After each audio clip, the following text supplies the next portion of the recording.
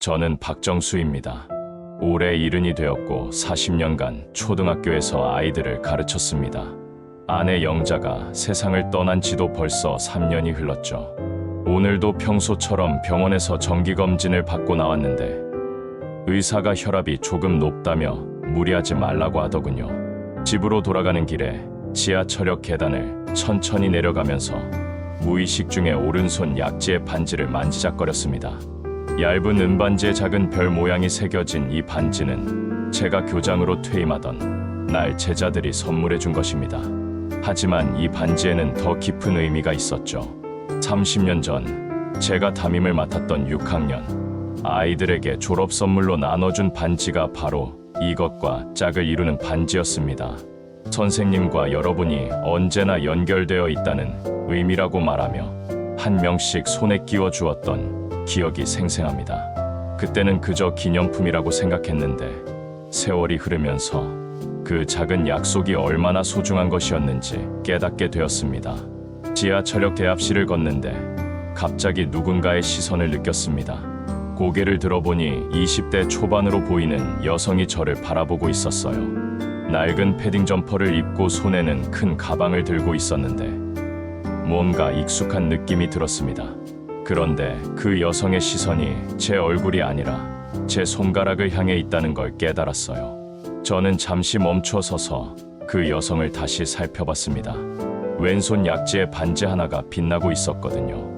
제가 끼고 있는 것과 똑같은 별 모양이 새겨진 은반지였습니다. 심장이 갑자기 빠르게 뛰기 시작했어요. 30년 전의 기억들이 물밀듯이 몰려왔습니다. 그 여성이 저에게 조심스럽게 다가왔습니다. 혹시 박정수 선생님이신가요? 목소리가 떨리고 있었어요. 저는 고개를 끄덕였습니다. 그럼 당신은 말을 다 하기도 전에 그 여성이 손가락에 반지를 보여주며 말했어요. 이거 선생님께서 주신 거예요. 엄마가 물려주셨거든요. 엄마라는 말에 저는 깜짝 놀랐습니다. 그렇다면 이 아이는 제 제자의 딸이라는 뜻이었거든요. 엄마 성함이 어떻게 되시죠? 저는 조심스럽게 물었습니다. 이수진이에요. 선생님이 6학년 때 담임이셨다고 했어요. 수진이, 그 이름을 듣는 순간 30년 전 기억이 선명하게 떠올랐습니다. 항상 웃음이 밝았던 아이, 그림 그리기를 좋아했던 아이. 하지만 집안 사정이 어려워서 중학교를 제대로 다니지 못했던 아이. 그 수진이의 딸이 제 앞에 서 있는 거였어요. 수진이가 지금 어떻게 지내고 있나요? 제가 물었더니 그 아이, 아니, 이제는 어른이 된 그 여성이 고개를 떨궜습니다. 엄마는 3년 전에 돌아가셨어요. 병원비 때문에 많이 힘들어 하시다가 목소리가 점점 작아졌어요. 저는 가슴이 먹먹해졌습니다. 수진이가 세상을 떠났다니. 그 밝던 아이가. 그럼 지금은 혼자 지내는 건가요? 제가 묻자 그 아이가 고개를 끄덕였어요. 네, 일용직으로 일하면서 지내고 있어요. 오늘도 면접을 보고 오는 길이었는데요. 배가 고픈지 물어보고 싶었지만 상황이다 보니 선뜻 말이 나오지 않았습니다. 대신 저는 가방에서 물과 간단한 간식을 꺼내 건넸어요. 조금이라도 드세요. 그 아이는 고맙다며 받아들였습니다. 먹는 모습을 보니 꽤 오랫동안 제대로 된 식사를 하지 못한 것 같았어요. 혹시 갈 곳이 있나요? 제가 조심스럽게 물었습니다.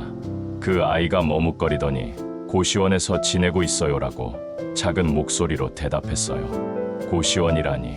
수진이가 알면 얼마나 마음 아파할까 싶었습니다. 저는 잠시 망설였습니다.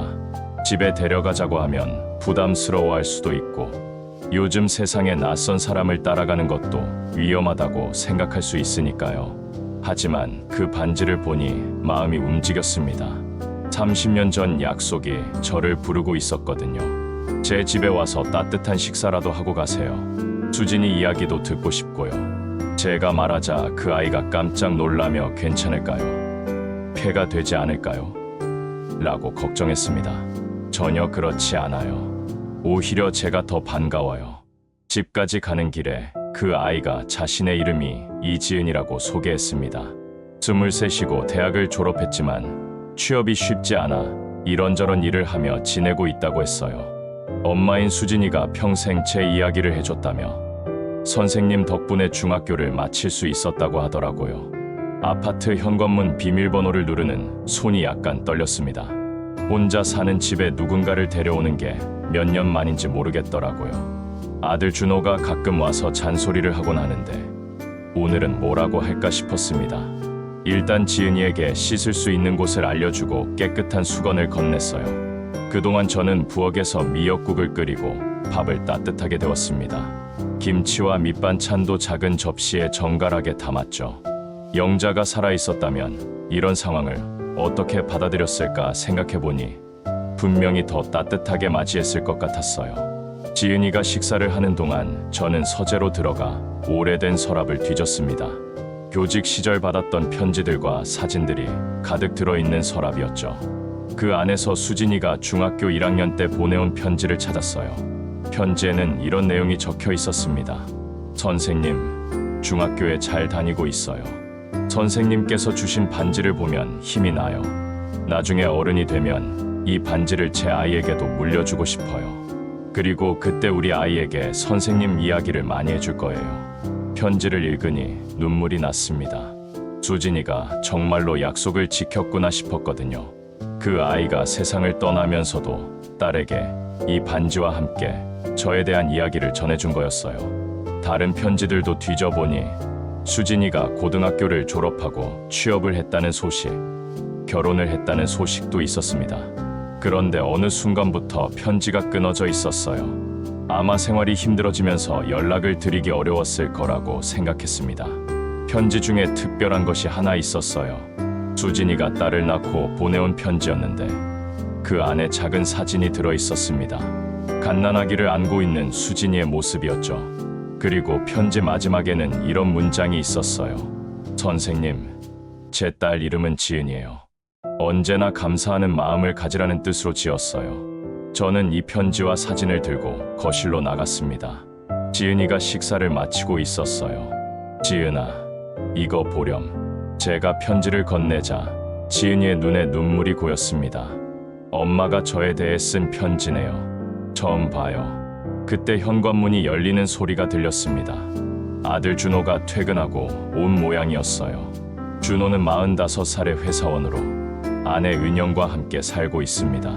저와는 한 달에 2-3번 정도 만나는 사이인데 항상 제 건강을 걱정해주는 고마운 아들이죠. 하지만 때로는 지나치게 걱정이 많아서 제가 새로운 일을 시작하려고 하면 반대부터 하는 경우가 있어요. 현관에서 낯선 신발을 본 준호의 표정이 금세 굳어졌습니다. 거실로 들어와서 지은이를 보더니 저에게 작은 목소리로 물었어요. 아버지, 이분은 누구세요? 어조에서 불안함이 느껴졌습니다. 저는 침착하게 상황을 설명했습니다. 30년 전 제자의 딸이라는 것, 우연히 만나게 되었다는 것, 그리고 반지의 의미까지 모두 이야기해줬어요. 하지만 준호의 표정은 여전히 좋지 않았습니다. 아버지, 요즘 이상한 사람들이 많잖아요. 혹시 사기를 당하시는 건 아닐까요? 준호가 걱정스럽게 말했습니다. 반지야 어디서든 구할 수 있는 거고. 그 말을 듣고 지은이가 깜짝 놀라며 일어서려고 했어요. 잠깐 기다려. 저는 지은이를 말려 세우고 준호에게 말했습니다. 내 아버지를 믿어라. 40년간 교사를 하면서 아이들을 봐온 눈이 있다. 그리고 편지들을 준호에게 보여줬어요. 수진이가 보낸 편지들, 특히 지은이 출생 소식을 알리는 편지를 보고 나서야 준호가 조금 누그러졌습니다. 하지만 여전히 걱정스러운 표정이었어요. 그래도 아버지 혼자 사시는데 갑자기 이런 일이. 준호의 마음도 이해가 갔습니다. 어머니가 돌아가신 후 혼자 사는 아버지가 걱정되는 거였죠. 하룻밤만 재워주고 내일 갈 곳을 찾아주려고 해. 제가 말하자 준호가 한숨을 쉬었습니다. 아버지 마음은 알겠지만 너무 무리하지 마세요.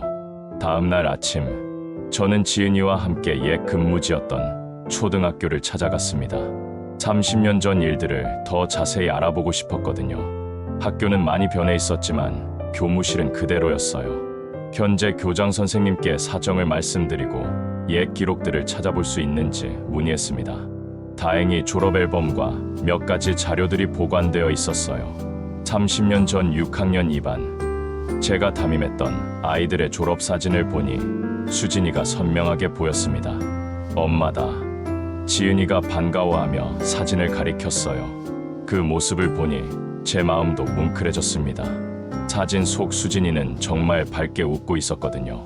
교무실에서 만난 늙은 행정실장님이 저를 알아보시더라고요. 박정수 선생님, 오랜만이에요. 그분께 수진이 이야기를 하니 안타까워하시면서도 이런 말씀을 해주셨어요.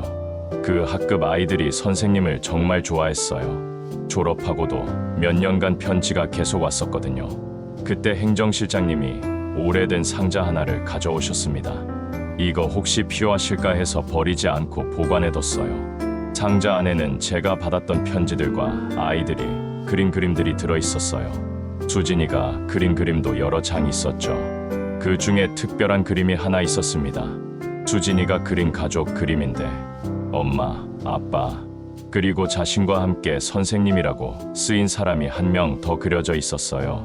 그림 아래에는 우리 가족이라고 적혀 있었습니다.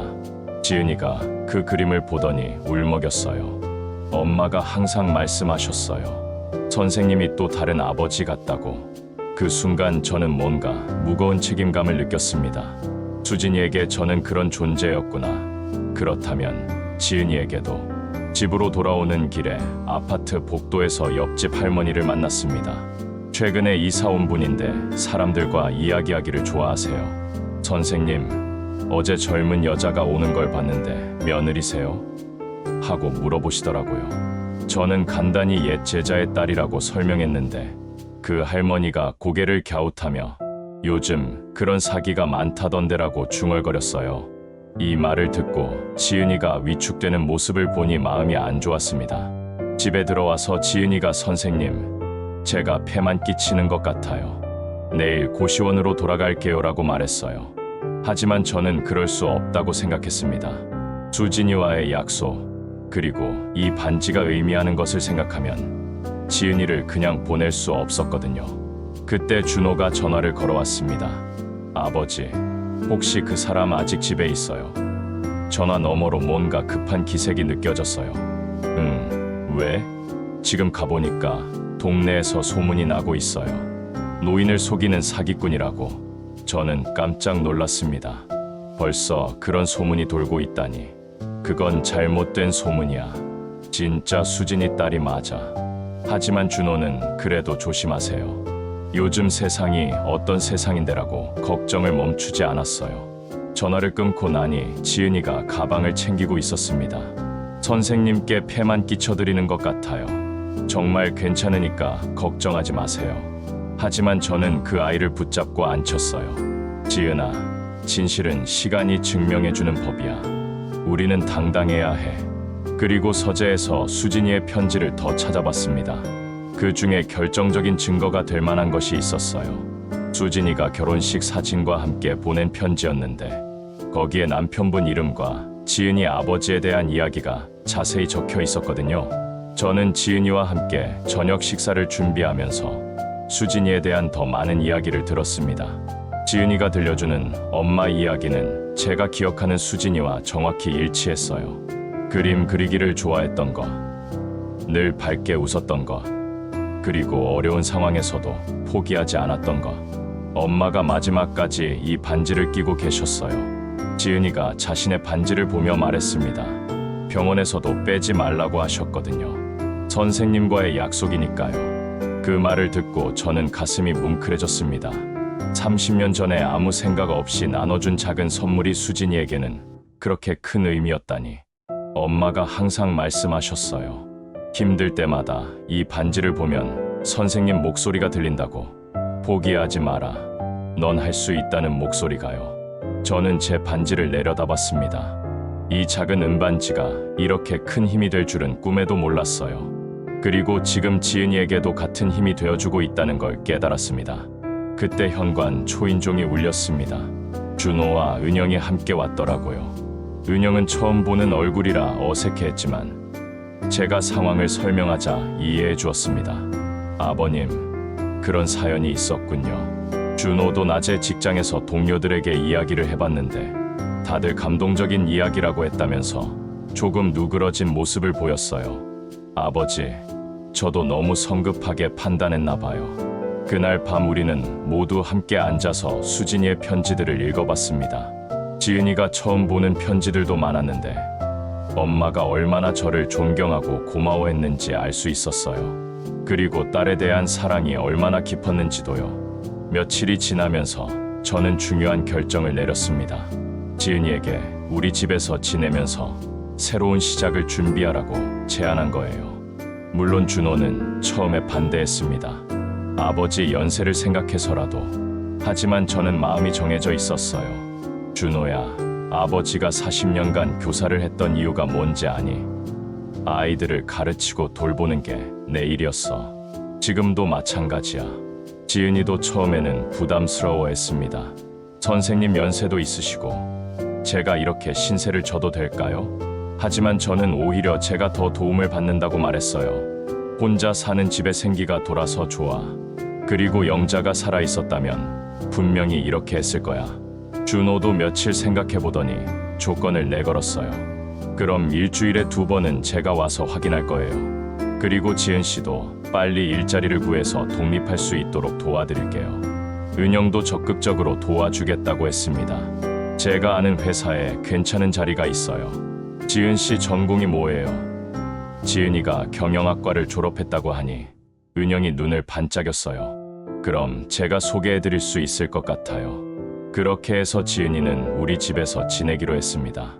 아들 준호의 방을 정리해서 지은이 방으로 만들었어요. 오랫동안 사용하지 않던 방이었는데 지은이가 청소하고 정리하니 완전히 새로운 공간이 되었습니다. 다음 날부터 저는 지은이와 함께 취업 준비를 도왔습니다. 이력서를 다시 쓰고 면접 연습도 해줬어요. 40년간 교사를 하면서 쌓인 경험이 도움이 되었습니다. 지은이는 생각보다 똑똑하고 성실한 아이였어요. 단지 기회가 없었을 뿐이었죠. 일주일 후 은영이 소개해준 회사에서 연락이 왔습니다. 면접을 보자는 연락이었어요. 지은이는 떨리다며 손을 부들부들 떨었는데 저는 그 손을 잡고 말했습니다. 지은아, 내 엄마 수진이도 이런 순간들을 견뎌내며 살았어. 넌 할 수 있어. 면접 당일 지은이는 깔끔하게 정장을 차려입고 나갔습니다. 은영이 빌려준 옷이었는데 정말 잘 어울렸어요. 선생님, 다녀오겠습니다. 문을 나서면서 지은이가 반지를 한번 만지는 모습을 봤습니다. 그 모습이 30년 전 수진이와 똑같더라고요. 면접 결과는 합격이었습니다. 지은이가 울면서 전화로 알려줬어요. 선생님, 됐어요. 정말 됐어요. 저도 너무 기뻐서 눈물이 났습니다. 수진이가 하늘에서 보고 있다면 얼마나 기뻐할까 싶었거든요. 그날 저녁 우리는 모두 모여서 축하 파티를 열었습니다. 준호도 은영도 진심으로 축하해줬어요. 지은 씨 정말 축하드려요. 아버님 덕분이에요. 은영이 말하자 지은이가 고개를 저었습니다. 아니에요. 선생님뿐만 아니라 준호 오빠, 은영 언니 모두 도와주셨어요. 취업이 확정되면서 지은이는 독립을 준비하기 시작했습니다. 하지만 저는 아쉬웠어요. 며칠 동안이었지만 집에 생기가 돌았거든요. 아침에 일어나면 지은이가 아침 식사를 준비해놓고 저녁에는 함께 뉴스를 보며 이야기를 나누고요. 선생님, 가까운 곳에 원룸을 구했어요. 자주 뵈러 올게요. 지은이가 말했지만 저는 섭섭했습니다. 그런 제 마음을 안 지은이가 선생님, 제가 이사를 가도 이 반지는 계속 끼고 있을 거예요. 그리고 언젠가 제가 아이를 낳으면 그 아이에게도 선생님 이야기를 해줄 거예요. 그 말을 듣고 저는 가슴이 뭉클해졌습니다. 30년 전 수진이가 했던 약속을 지은이도 똑같이 하고 있구나 싶었거든요. 그리고 깨달았습니다. 이 반지가 단순한 기념품이 아니라 세대를 이어주는 고리라는 거려. 지은이가 이사하는 날, 저는 작은 선물을 준비했습니다. 수진이가 어릴 때 그린 그림들을 액자에 넣어서 만든 거였어요. 내 엄마의 그림이야. 새 집에 걸어두렴. 지은이가 그 액자를 받아들고 울었습니다. 선생님, 저 일주일에 2번은 꼭 뵈러 올게요. 그리고 무슨 일이 있으면 언제든 연락드릴게요. 지은이가 약속했습니다. 저도 그래. 언제든 와. 이 집은 항상 내 집이기도 하니까라고 대답했어요. 지은이가 떠나고 나니 집이 다시 조용해졌습니다. 하지만 전과는 달랐어요. 빈 집이 아니라 누군가를 기다리는 집이 된 기분이었거든요. 반지를 만지작거리며 창밖을 바라보는데 저 멀리 지은이가 살고 있는 아파트가 보였습니다. 며칠 후 지은이가 과일을 사들고 놀러 왔어요. 선생님, 회사 생활 재미있어요. 동료들도 친절하고요. 밝게 웃는 모습이 정말 수진이를 닮았더라고요. 그리고 회사에서 알게 된 남자 동료 이야기도 살짝 해주었습니다. 아직 친구 사이지만 좋은 사람인 것 같아요. 준호도 이제는 지은이를 완전히 가족처럼 대합니다.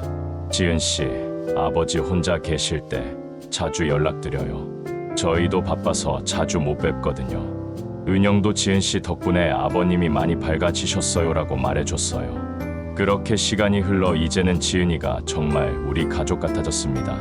명절에는 함께 차례를 지내고 제 생일에는 케이크를 사들고 와서 축하해줘요. 그리고 항상 왼손 약지에 그 반지를 끼고 있죠.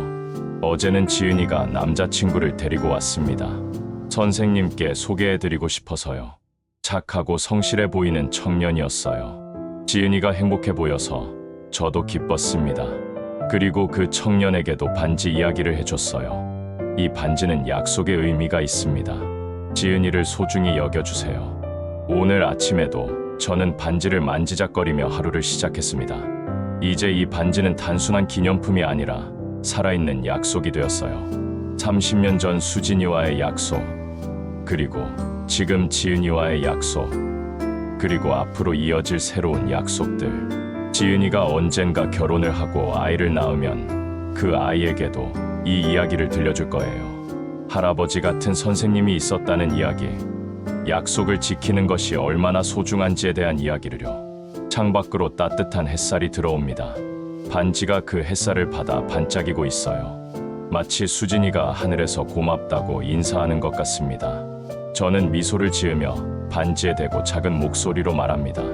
수진아, 내 딸 잘 키우고 있어. 걱정하지 마. 이제 이 집은 더 이상 혼자 사는 집이 아닙니다. 지은이가 언제든 찾아올 수 있는 집, 웃음소리가 끊이지 않는 집, 사랑이 가득한 집이 되었어요. 30년 전 작은 반지 하나로 시작된 약속이 이렇게 큰 기적을 만들어냈습니다. 가족이라는 것은 꼭 피로 연결된 사이만을 말하는 게 아니구나 싶습니다.